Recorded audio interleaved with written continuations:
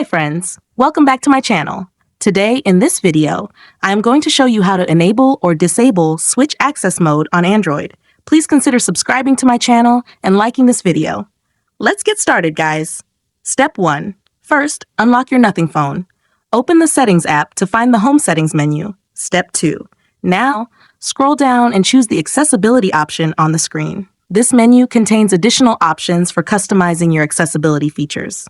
Step 3. Next, scroll down to locate the Switch Access option. Tap on it. Unfortunately, this is turned off. Step 4, for the last and most important step, tap on the Switch Access option, then tap Allow or tap the cross icon to turn it on instantly. Or do you want to turn the option off again? Tapping the option, then tap Stop will turn it off by itself. If you found this tutorial helpful, don't forget to like this video and subscribe to my channel. Thanks for watching, and see you next time.